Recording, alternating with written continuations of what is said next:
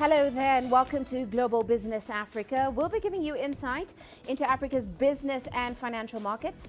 I'm Uche Okoronkwo, coming to you from Kenya's capital, Nairobi. Let's start with a look at the markets. Well, starting off with global markets today, tech stocks boosted equities, even as we saw investors remain focused on rising inflation. Now, across emerging markets, appetite for riskier assets today continues to be dented by rising inflation and, of course, those bets on U.S. Fed policy going forward. But MSCI's emerging market index was up 0.6% on the day.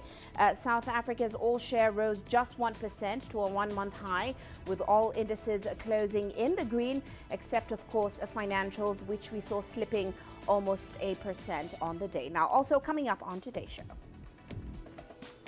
Kenya's President Uhuru Kenyatta to meet U.S. President Joe Biden within the hour. Egypt and Greece signed the first subsea power link deal linking Europe and Africa. And we look at the Kenyan artisan that's seeking a place in the global leather and shoe industry. Now, U.S. President Joe Biden is welcoming Kenyan President Uhuru Kenyatta in Washington in the next few minutes. This is as the White House is weighing sanctions against parties to the conflict in Ethiopia, which of course neighbors Kenya. Now, the meeting will mark Biden's first as a president with an African leader. White House spokesperson Jen Psaki said the two will discuss efforts to advance peace and security, as well as accelerating economic growth and tackling climate change. Now, Kenya holds the rotating presidency of the UN Security Council this month. The United States and Kenya have long cooperated on economic and security initiatives, including in counter-terrorism. Well, let's now get the latest on this from Nathan King. He joins us now in Washington. As always, great to have you with us, Nathan. Now, of course, today's meeting will be Biden's first with an African leader since he took office. We know that Kenya will be looking to discuss issues such as the free trade agreement and, of course, COVID-19, vaccines, climate change as well, and security. But what do you expect will be top on the agenda for the U.S. president? Thanks, Chichi. Yeah, good to see you again. There's going to be a slight disconnect between what President Kenyatta is asking and what the Biden administration is stressing. As you know, this is the first, as you said, African leader to visit the White House in the Biden presidency. What are we, 10 months in, 9 months in? That is not generally good. And as you know, African leaders felt a little snubbed back at the UN General Assembly too. Just last month, when Biden did not meet with any African leaders while talking about multilateralism and America is back in its leadership role in the world, but somehow skipping the African continent. So this is a very important visit. Now, you're absolutely right that obviously COVID has overshadowed the thing. Of course, vaccines are going to be very important. As you know, the US has provided some, but is not the leader in the African continent. Especially behind China and Russia, but also there's going to be trade is going to, I think, be the most important thing. As you know, in the Trump administration, the first bilateral trade agreement, essentially in sub-Saharan Africa, was being negotiated between Nairobi and Washington, and that got put on pause by the Biden administration. To be frank with you, they don't have an African strategy, and we understand that that will actually appear in the spring. So it's going to be very interesting to see if they have some sort of placeholder thing here going. I think President Kenyatta's call for more U.S. small and medium-sized enterprises, the SMEs, to invest in Kenya was actually probably a good idea as a sort of placeholder before any trade talks going on. And let's face it, Kenya's not alone here. The United Kingdom cannot get a trade agreement with the US at the moment, and the US is not going back into the Asia-Pacific Trans-Pacific Partnership Agreement, even though China has applied. So, you know, don't think it's just Africa's fault. This is very much a feeling amongst the Biden administration and domestically here in the US that trade deals are not popular, even with developing countries like Kenya, which is a shame because, as you know, Kenya is a leader on one of Biden's big priorities, which is green energy. I think it's number 1, number 2, number 3 in terms of that sort of renewable energy source in the African continent. So that's something he could take to Glasgow with him if he tried to work out something with the president today. So there's lots on the agenda. And of course, the looming crisis in Ethiopia will hang over them, as well as the situation in Somalia. But I think also a movement towards the post-Africa Growth and Opportunity Act, if that does expire in 2025, what's going to replace it, or whether it be extended, and also Kenya's growing role in East African security. Well, I want to talk a little bit more about that free trade agreement before we get into security issues, because Kenya has felt sort of snubbed when it came to that free trade agreement. Of course, AGOA will be expiring soon. Yeah. Do we know why negotiations have not yet resumed under Biden's administration on that FTA? You know, it's a phrase here in America, Chiche, that essentially all politics are local. And free trade deals are just not politically popular here. As you know, with the Trump administration, there was this feeling of the American working class, especially in manufacturing, had lost out from foreign competition, mainly from China, but all over the world. There's still boogeymen in Europe, their biggest trading, one of their biggest trading partners too. There's still tariffs all over the world. So this is very difficult for an African country to come in and say, look, we are growing exponentially here and we want you to be a part of it. We've got the tax proposals, we've got the good business proposal for you to do it. And the Americans, who are traditionally free trade, let's face it, saying, oh, hold your horses there. I'm really looking forward to seeing if they announce today, just after this meeting, whether negotiations restart. Because there's a lot of pressure on the White House. 7 senators have written a letter about pushing this trade agreement forward between Kenya and the US. So there is a lot of push for it on Capitol Hill because they know the Africa policy has been lacking from this administration. It was with the last one, let's face it. And without perhaps no new announcements, you know, until the spring about Africa policy in general, but also Kenya's involved in that, that would be a bit too long to wait over a year into a presidency. But I think the continent's used to that, right? Well, I want to shift focus just a little and talk about another elephant in the room, so to speak. We know that Kenya withheld its backing for President Biden's push for that global minimum tax rate on multinational companies. How do you expect that will impact those talks taking place today or feature in today's decisions? But I mean, you know, the trade agreement would go a long way to satisfying the tax proposals that are being proposed essentially by the G7 and the G20. You can look at it from, you know, America's point of view. You know, they don't want to get into this race to the bottom in terms of corporate taxation, which they lose so many corporate taxes if they move to, for example, Ireland is the traditional country that's been mentioned. But at the same time, highly developing countries like Kenya, and let's face it, not just Kenya, East Africa, Rwanda, South Africa, Namibia, I can mention many more on the African continent, want to use their their taxation system as a way of attracting FDI, and they don't want to be put into rules for the developed nation club. It's almost got a parallel with climate change and emissions, hasn't it? It's like, well, you've been playing this tax game for decades. Can we attract FDI, foreign direct investment, through manipulating our tax code to be attractive for foreign businesses and also beneficial for our local population? So I totally understand where it's coming from. The problem is that, again, all politics are domestic, and there's a big feeling here in the US the corporations haven't paid their fair share, and that's what's going to carry the day. Well, finally, before we leave you, Nathan, let's just touch on security. We know that Kenya recently took on the presidency of the UN Security Council. And of course, the US is weighing sanctions against parties to the conflict in neighboring Ethiopia. Ethiopia is one of Kenya's allies. Is that likely to be a sticking point between the two nations? Absolutely. And let's face it, you know, the situation in Ethiopia, everyone is regretting. But what I think, especially in the East African community and the African Union, is this feeling that, look, it would be better to have diplomacy, carrots rather than sticks right now, because it is a delicate situation. And the fact that the US has threatened to, for example, stop the benefits of the Africa Growth and Opportunity Act to Ethiopia, other sanctions, does not bode well for Nairobi's diplomacy as well. So I think there's going to be actually I think this is an opportunity for the Biden administration to listen, because let's face it, the Africa bench is not wide or deep. And I think listening to President Kenyatta and his team here might give them a bit of nuance.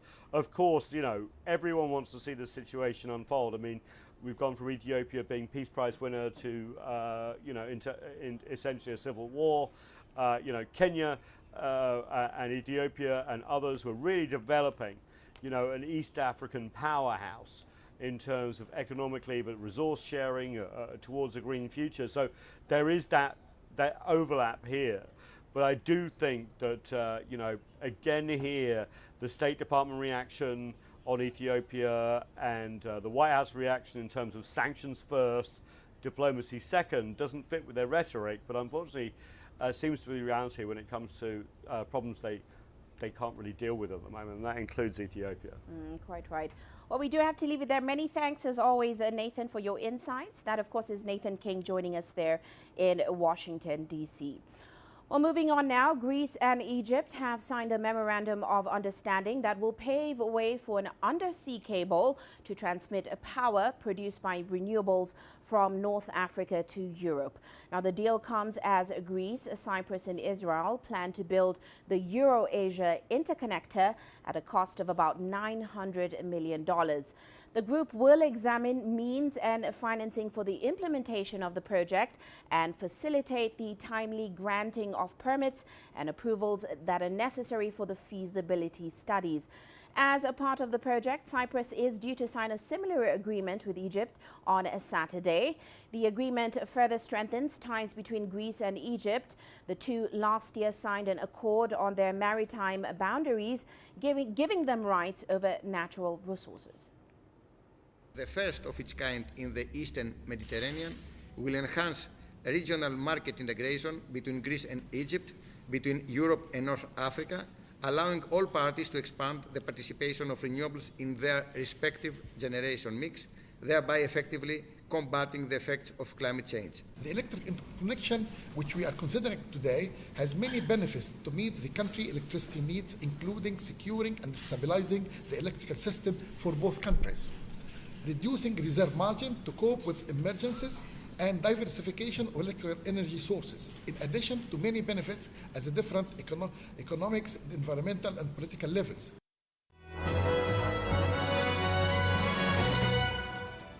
And now to some corporate headlines today. NAMDEB, which is a joint venture between the Namibian government and Anglo-American's diamond business De Beers Group, has extended the life of its land-based mines by 20 years to 2042. Now, this is thanks in part to a mineral royalty discount. As part of the deal, Namibia offered NAMDEB royalty relief from 2021 to 2025, with a royalty rate cut to 5% from 10%. The new plan will enable 8 million additional carats of Namibian diamonds to be produced. Meanwhile, the Postal Corporation of Kenya has secured $650,000 from Trademark East Africa in a year-long agreement aimed at improving the corporation's digital services. Now, this should also enable it to effectively support e-commerce in the East African region. The corporation will benefit through enhanced internal digital capacities and improved collaboration with regional and global actors. And Pakistan International Airlines has suspended flights to the Afghan capital, Kabul. That's after what it called heavy-handed interference by Taliban authorities. This includes arbitrary rule changes and intimidation of its staff.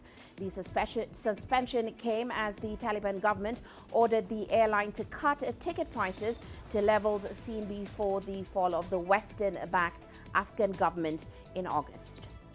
And Moscow sees some of its restaurants awarded their first post-Soviet Michelin stars in an event that recognizes a culinary renaissance this Thursday.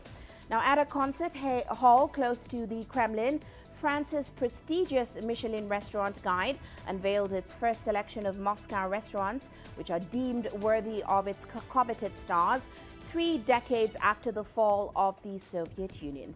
And that's a look at our corporate headlines.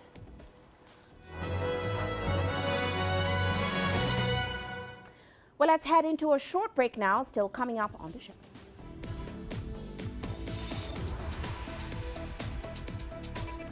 Nigeria to require all civil servants to be vaccinated or test COVID negative from December 1st.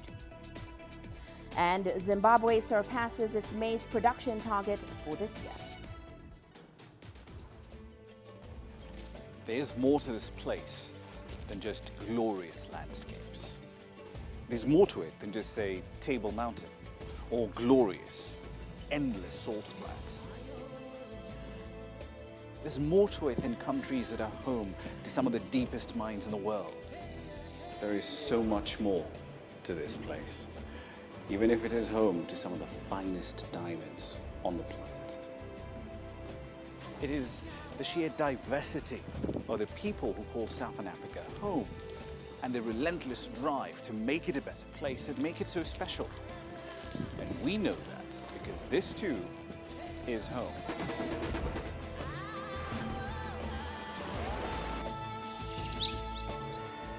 No one knows Southern Africa like we do. CGTN, see the difference.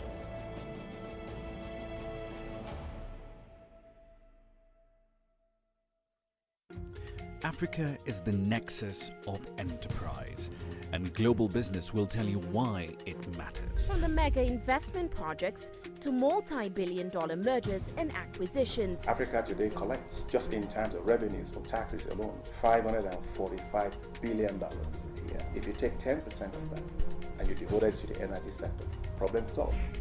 All this on Global Business, weekdays at this time on CGTN.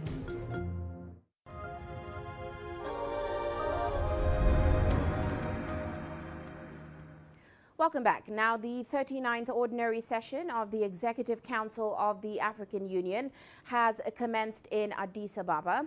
African Union Commissioner Musa Faki Mahamat says that Africa's economy requires consolidation and food security needs to be prioritized until 2022. Now, he also urged member countries to enhance their intergovernmental and multilateral cooperation in order to boost the prosperity of the continent. And this comes as Africa faces various man-made and natural challenges, including the spread of the coronavirus and drought. The combined effects of the terrorist attacks and the COVID-19 pandemic exacerbate the threat of famine and malnutrition hanging over our continent. In an anticipatory approach, our leaders have decided to look into the issue of nutrition and food security, which will be the theme of the year 2022. The Executive Council is called upon to pronounce itself on the roadmap relating to treatment of this problem. We need to take a fresh look at the area of multilateral cooperation. The ongoing preparation of a draft partnership strategy and general policy framework document gives us this opportunity. Let us clarify, with ever better precision, the nature and objectives of our interactions with our various partners with a view to building the Africa we want. And heading to Nigeria now, where the government has directed all its employees to show proof of vaccination against COVID-19 or a negative test for the disease, as this will soon become a prerequisite for gaining access into their various offices. The new directive is set to come into effect on December 1st. The government has so far administered some 5 million vaccine doses to its 200 million population and is in the midst of deploying millions more doses of Moderna and AstraZeneca shots received through the COVAX vaccine scheme. Now, Nigeria, which has not tested widely for COVID-19, has so far recorded over 200,000 confirmed cases and more than 2,700 deaths from the coronavirus. Well, let's go to the ground now and get the latest from Nigeria. We're joined by Dr. Nseyabasi Ekanem. He is a public health expert and clinical pharmacist joining us in Lagos. Great to have you on the show with us today, Doctor.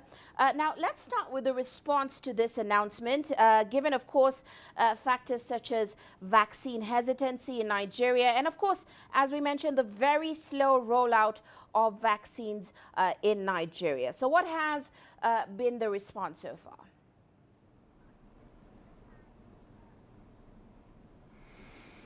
Well, as far as the vaccination rollout in Nigeria is concerned, there has really been a lot of resistance in the past, but recently we've seen a lot of turnout of people, of Nigerians, to various vaccination centers to take the vaccine.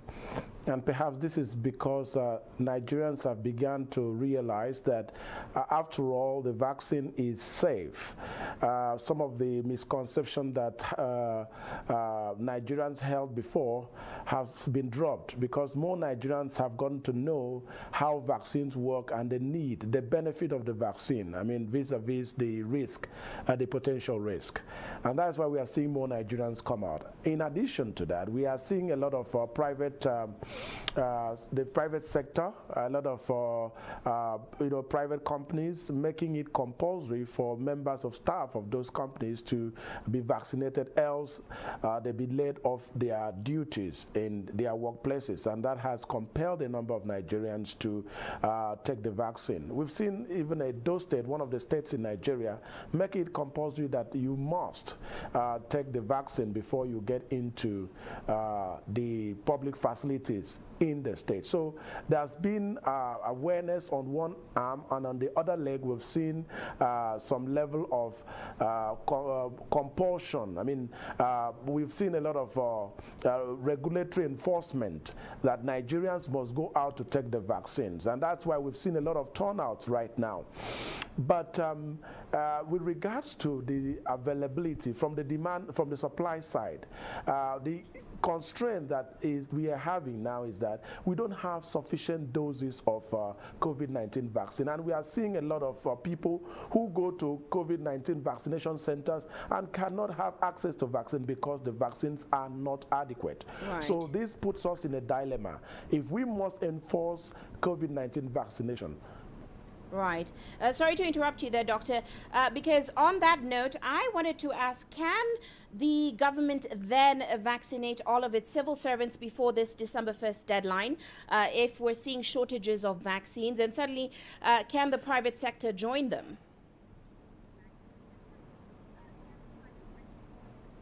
Well, the truth is that with the number of doses of the vaccines that we have, Moderna currently, we had AstraZeneca before, but now we have the Moderna vaccines.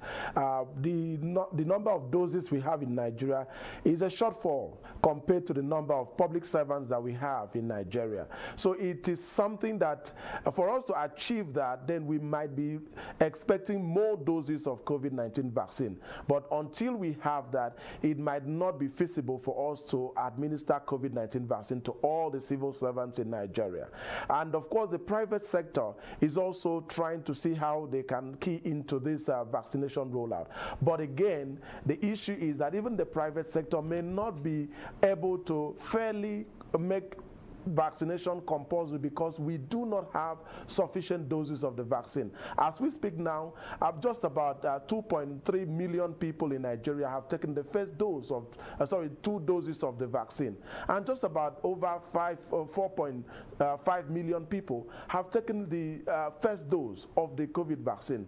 Some Nigerians have not have access to even the first dose of the vaccine. So it might be difficult for us to meet the December deadline of making sure that every civil servants in Nigeria and even those in the private sector have taken the vaccine. It might be difficult, but it can only be possible if we have additional doses of COVID-19 vaccine so more people in Nigeria can have access to it. And as you mentioned, just about 2.3 million vaccinated so far. Give us an update then on how many vaccines Nigeria is expected to see going forward. What are your expectations? And given the rate of infection in the country now, do you expect to see similar vaccine mandates across other sectors too? Yes, so we are expecting about 44 million doses of vaccines to come into Nigeria within the last quarter, which we are already in. So we are hoping that before December this year, we should take delivery of additional 44 million doses of COVID-19 vaccine. But of course, you know that with the vaccine nationalism now, we cannot be absolutely sure. But we are just hoping that we'll be able to take delivery of those number of COVID-19 vaccine doses. Now, well, the numbers are going up and down, and we are seeing a lot of, what we can describe as the third phase or the third wave of COVID-19 pandemic in Nigeria. And we know that definitely the private sector will come in, the social sector will come in, and of course the public sector is already taking the front seat. So yes, we know that there's going to be a lot of mandates. We're already seeing it in other countries of the world, in Wales, where it is compulsory that you must have a vaccine passport. And we know that it's just a matter of time, same will be obtainable in Nigeria. But the big question that beckons is, if we enforce COVID-19 vaccination passport or certification, how then do we account for people who cannot access the vaccine or who cannot take the vaccine, not because they don't want to take the vaccine, but because they cannot access, because from the supply side end, we are having challenges. So I feel that while we are expecting to see these mandates come out from all sectors across the economy, we also would need to be cautious, because a number of Nigerians may not still be able to access COVID-19 vaccine unless we are able to bring in much doses of the vaccine into the country. Well, we'll certainly continue to monitor that closely. Many thanks for your great insights, Dr. Ekanem. That is Dr. Nseabasi Ekanem. He is a public health expert and clinical pharmacist in Lagos, Nigeria. Well, moving on now, authorities in Zimbabwe are hopeful of hitting the 1.8 million tons maize target this year. This is as deliveries to the Grain Marketing Board surpassed 900,000 tons for the period April to date. That's compared to 138,000 tons of grain received over the same period last year. Here's CGTN's Farai Mwakutuya with the details in Harare. 1,000 metric tons of the staple maize crop are rolling into grain silos across the country every day. Deliveries that will see the country achieve a bumper harvest projected at about 1.8 million tons this year. Maize, we are about 1 million now, close to 1 million metric tons of maize. We are still receiving an average of about 1,700 metric tons of maize per day, and we are hoping that that trend will continue for the next 6 weeks or 7 weeks or so. We must also remember that, with maize, because it is the staple food, there is naturally retention by farmers for two uses: for their labor force. They have to feed their labor, and also on-farm stock feed manufacturing. Maize is experiencing a resurgence from the drought-hit 2020, and it isn't the only success story arising from a good rainfall season last year. Wheat production is expected to reach its second highest level since independence and nearly double the 161,000 tons grown last year. Currently, we are sitting on slightly above 25,000 metric tons of wheat. And we are projecting that by the end of the marketing season, which is about November, December, we should have received minimum 300,000 metric tons of wheat, and this is a record crop. That projection is about 85% of the national requirement, and if it is met, it will slash the wheat import bill, save a precious foreign currency, and stabilize bread prices. According to Reserve Bank of Zimbabwe statistics, the country spent an average of $7.7 million per month on wheat imports in 2020. Farai Mwakutuya, CGTN, Harare, Zimbabwe. You're watching Global Business Africa. Let's take a short break now, but still coming up on the show.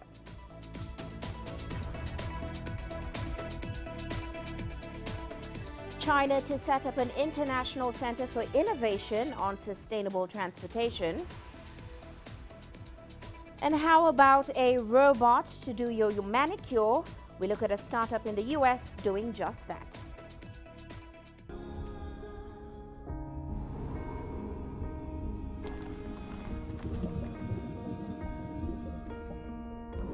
No war, no one again, he can holding guns. Machine guns from police forces towards the protesters.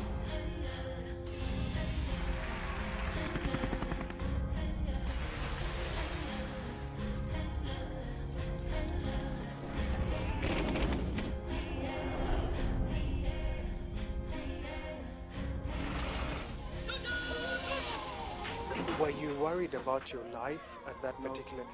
Not at all. What is your assessment of the state of the continent today? Africa has the potential to power itself. Excuse me.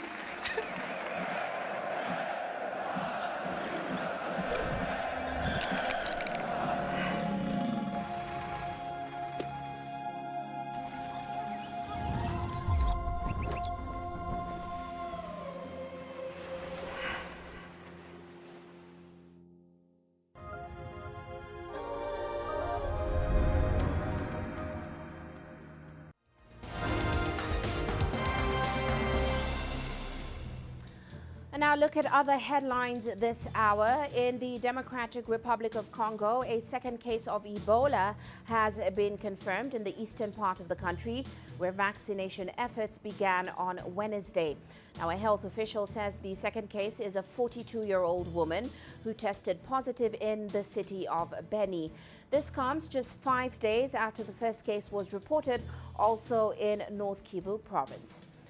And the World Health Organization Regional Office for Africa has announced a new initiative to enhance community screening for COVID-19 in 8 countries on the continent.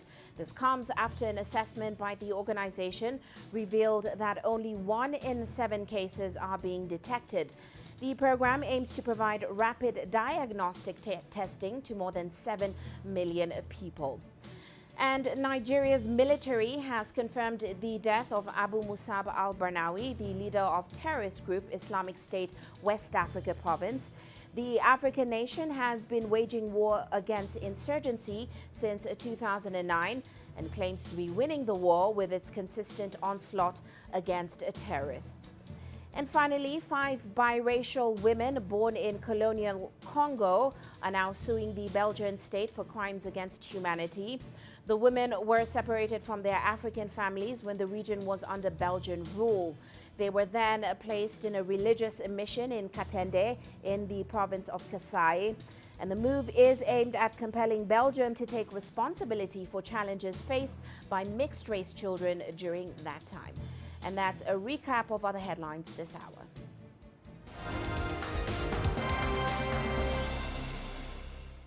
Well, now to some international news. Finance leaders from the G20 major economies have endorsed a global deal to revamp corporate taxation, and they've pledged to sustain fiscal support for their economies while keeping a close eye on inflation. Well, French Finance Minister Bruno Le Maire unveiled a resolution that he called a tax revolution. Clearly, it is a tax revolution. It is a tax revolution because for the first time, the digital giants will have to pay their fair share of taxes in Europe and everywhere in the world. It is also a tax revolution because it will allow us to implement a minimum taxation, and it will avoid tax avoidance and tax optimization everywhere in the world. So now it's time to implement this agreement on the international taxation. The implementation of the international taxation system will be at the core of the French EU presidency starting at the beginning of 2022. We are very concerned about the negative consequences of inflation on the situation of the poorest households. And I think that the question of the prices of energy will be at the core of the discussions that we will have in the framework of the IMF, within the G7, within the G20, and among European countries. Meanwhile, campaigners are reminding world leaders of their broken promise to contribute $100 billion a year in climate finance to developing nations. Now, dressed as debt collectors, the protesters demonstrated in front of IMF headquarters. Meanwhile, a plan to mobilize at least $100 billion a year for climate finance for 2020 to 2025 is now expected to be unveiled this coming Monday.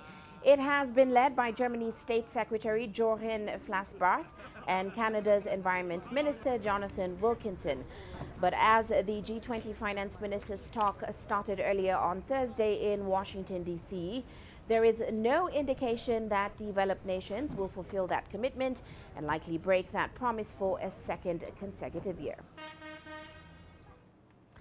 Meanwhile, China plans to set up an international center for innovation on sustainable transportation. Chinese President Xi Jinping made the announcement in a video speech to a United Nations global conference. He said transportation is the backbone of the economy and helps connect the world as a global village. He also called for a greener system and low carbon development, as well as more imports to support developing regions.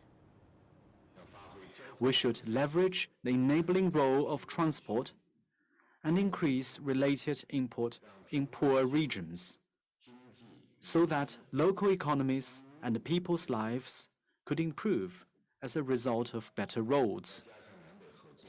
We should enhance North-South and South-South cooperation and scale up support for developing transport infrastructure in the least developed countries and landlocked developing countries in an effort to achieve common prosperity. Now, the second United Nations Global Sustainable Transport Conference is expected to provide a global platform for communication and cooperation in the implementation of the UN 2030 Agenda for Sustainable Development. Now, the conference takes place in Beijing from October 14th to the 16th. It will underscore the importance of sustainable transport to the achievement of the 2030 Agenda for Sustainable Development. The UN says the transport sector produces a quarter of direct greenhouse gas emissions. Electric vehicles could help reduce that, depending on how the electricity is generated. The market for electric vehicles is growing. Almost as many were sold around the world in the first half of this year as the total for 2020. The highest sales were in China, where there was a 200% year-on-year increase. From January to August, sales of electric vehicles worldwide showed a high growth rate, with the global total reaching more than 3 million units, an increase of 150% year-on-year. The total number of electric vehicles sold in China has also seen an explosive growth, reaching 1.65 million units, accounting for half of the global share. The rapid expansion of the electric vehicle market in China is mainly due to active encouragement from the government. From January to September, 34% of sales were small mini cars, and 30% were medium-sized cars.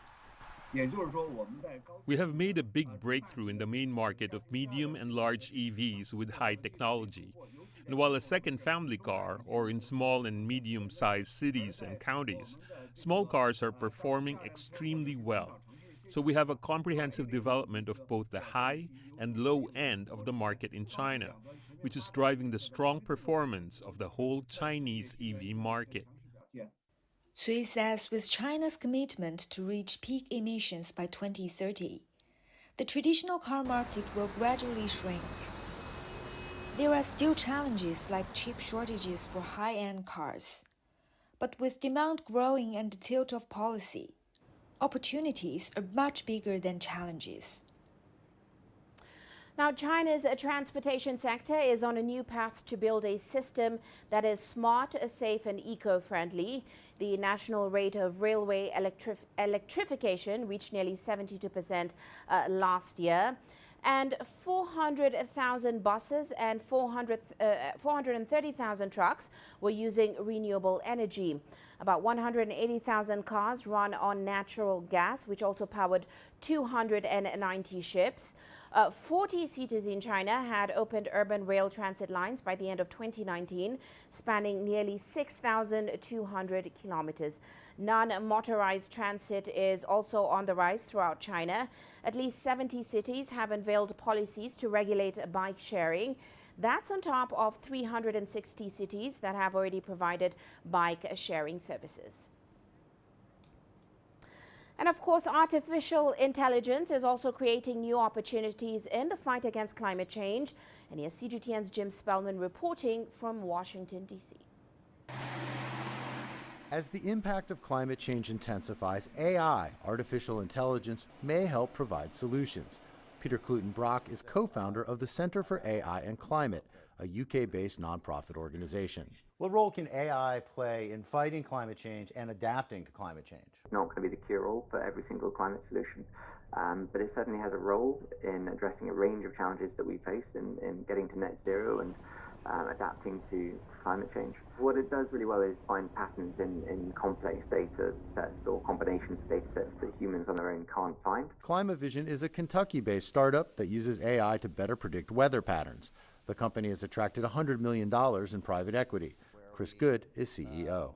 Artificial intelligence is a part of every single phase of our development here at ClimaVision. The company uses AI to crunch data from radar, weather stations, satellites, and more. As we progressively build out our network, we'll be able to provide much more accurate forecasts, both in the short term and now in the long term as well.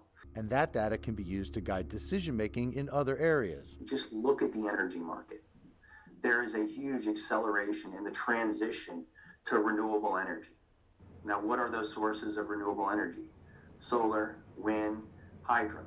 They're all derived from weather. So our insights will drive and, in fact, enable, in some instances, the ability for us to transition to these renewable sources of energy. Perhaps the most valuable application will come from taking data from multiple sectors, like financial markets, weather, transportation, housing, and bringing them together with AI. Whatever sector we care about, whether it's energy or transport or land use, there are applications where we need much more intelligent systems. AI is on the agenda at the COP26 climate conference. To maximize the potential of AI for climate, countries around the world must cooperate. What role can the international community play? What we've done there is develop a roadmap for how governments can accelerate the application of AI for climate-related challenges. What we'd hope to see is governments getting really interested and excited around that.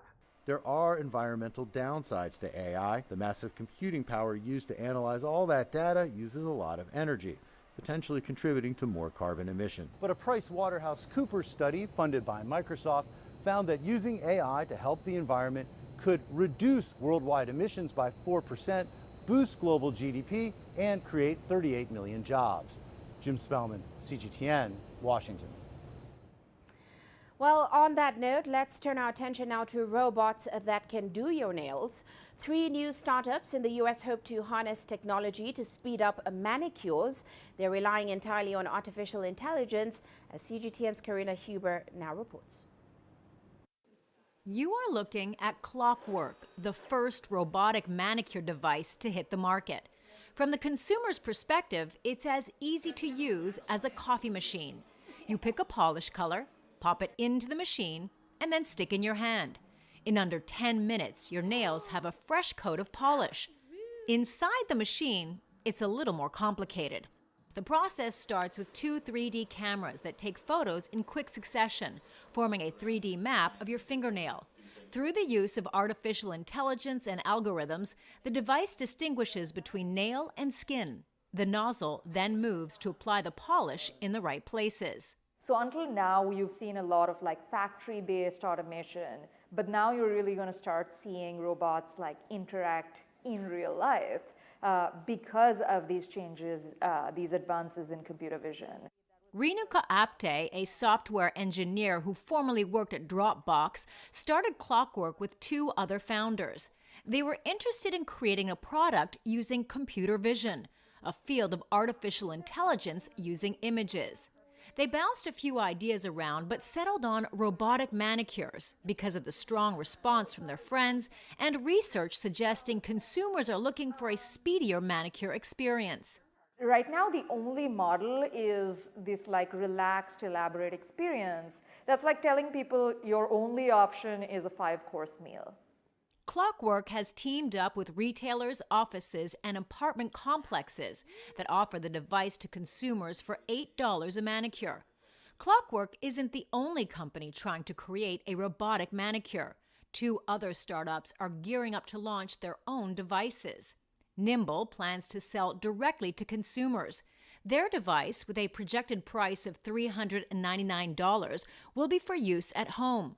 Coral is another company working on providing an in-home device.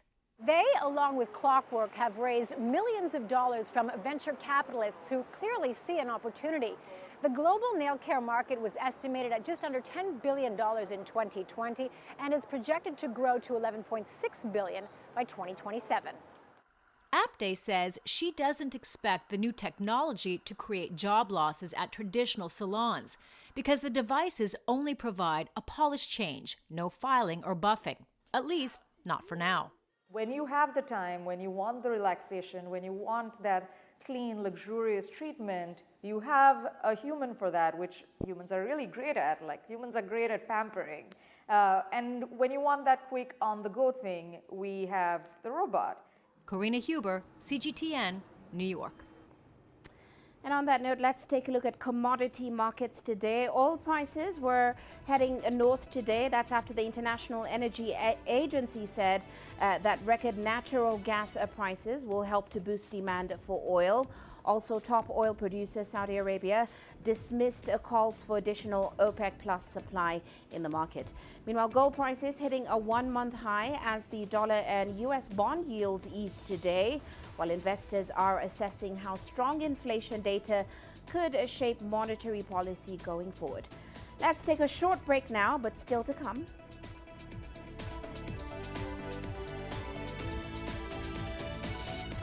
A Kenyan artist seeks to transform the country's leather industry.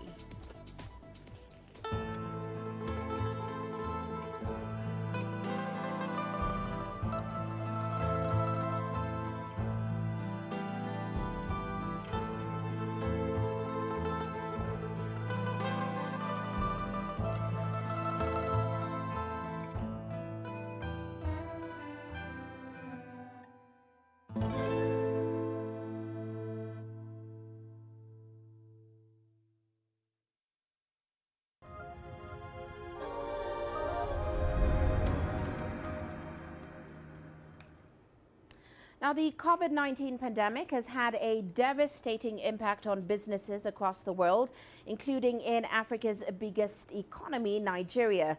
But as COVID-19 restrictions are now rolled back and more people resume their normal activities, it is creating a boom for certain industries.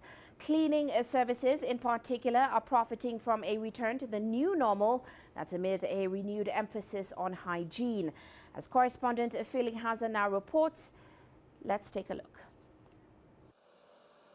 Supervising his workers clean this elegant home in Abuja is Hamid Abdul. He says since the advent of COVID-19, he has had to triple his staff to meet demand for his services, and business has been good. Before COVID, the cleaning business was quite lean. There was no traffic as much. People were not employing services to, clean their surroundings or hospitals like that.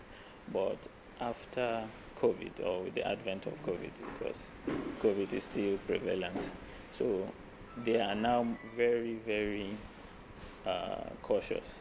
So now the traffic, let's say in a week, before COVID we had maybe 1 or 2, but now every day is booked except Sundays. Sometimes some clients still beg for Sundays. Micro, small and medium services like cleaning and janitorial services contributes nearly 50% to Nigeria's GDP. That's according to the country's Bureau of Statistics. Although the impact of the pandemic and restrictions have squeezed earnings for lots of businesses, these types of businesses have been busy making more profits.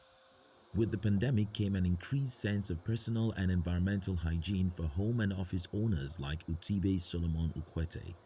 And their frequent demand for professional cleaning outfits is behind the boom for the service providers. Before COVID, you usually get like a typical housekeeper to come through to your property to come and clean the place, but you can't really tell what measures they take to keep themselves safe when they're coming and also when they're leaving.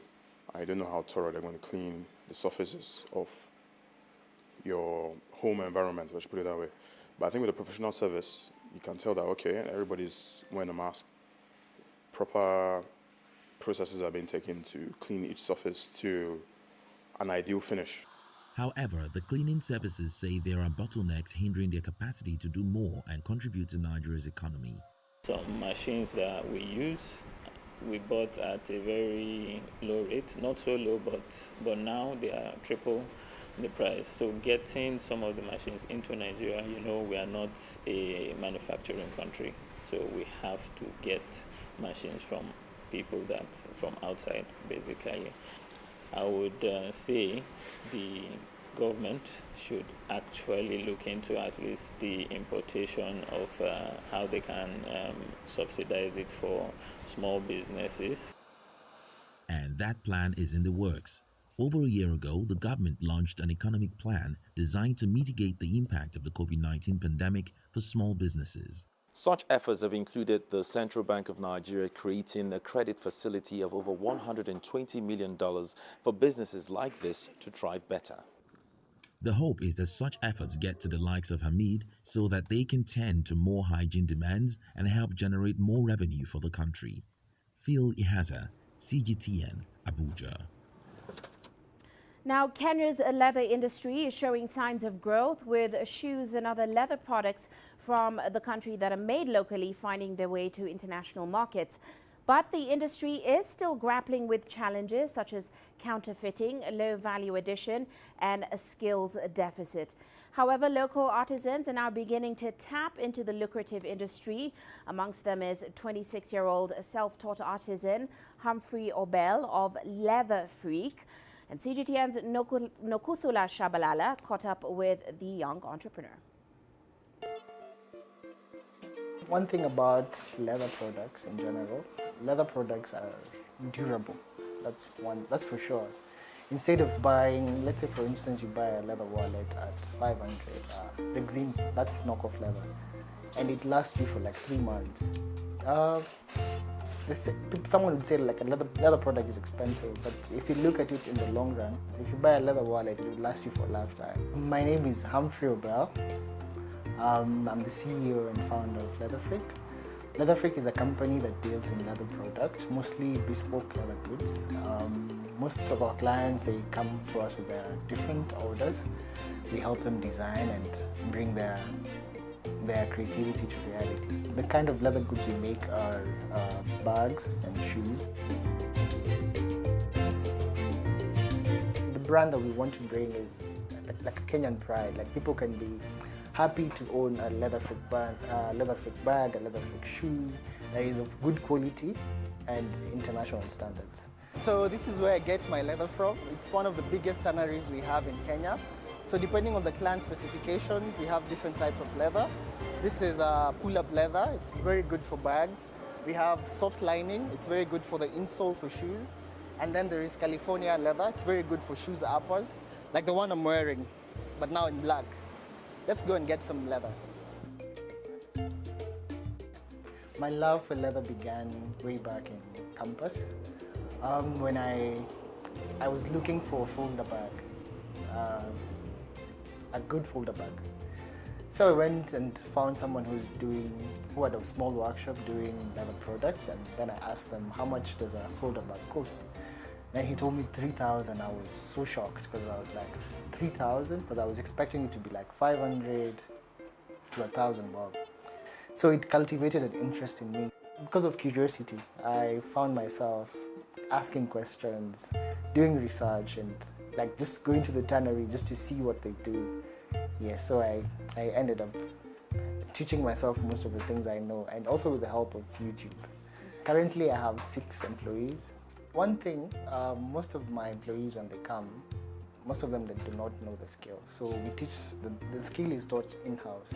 Getting people who are well trained in the leather industry has been a challenge. This job empowers me because it's gives me a room for creativities, and then it's give me a room to think of something from scratch, until I make it to a bag or a wallet. And most especially, I'm so happy when I do something for a client and the feedback is so great and the client is happy. That's my very joy. Right now, I've learned a lot. I've been got much skills. Like I can make something good from the leather. Like right now, when I go out there, when I get the, like, let's say the capital, I can start my own company, empower other people, especially the youth. We have social media platforms, Instagram, Facebook, and Twitter. Then the other big thing that we normally do is we go for the pop-up markets. So that's how we try and market and put our name out there. The wallets cost around $20, and the most expensive bag I've sold is around $700. The biggest mistake was I grew too early. So I ended up employing so many people, and my returns were not matching my costs. So later on I had to downsize, and downsizing is not easy. You need to make sure that you focus on one thing until you're really good at it. Don't be all over the place. We need to come together as a leather industry, in terms of the people who are producing leather, the guys who are adding value, and also the guys who provide us with opportunities to sell and showcase our products. I mean, if we are together, then we can do more. So once we do that, then once we set the standards, then the international market will learn to appreciate that this is the standards that is set. Well, before we leave you today, a quick look at Africa's currency. South Africa's rand is steadying against the dollar. Traders say it took a breather from yesterday's rally as it continues to take its cue from swings in global market sentiment in recent weeks, given an absence of major local catalysts. Meanwhile, Nigeria's Naira moderating slightly today after falling significantly against the US dollar at the official market. It hit the lowest rate ever recorded at the market segment. That's after Vice President Yemi Osinbajo urged the Central Bank of Nigeria to have a rethink of its foreign exchange management policy. Well, that's it for this edition of Global Business Africa. From me, Uche Okoronkwo, and the rest of the team, thanks for watching.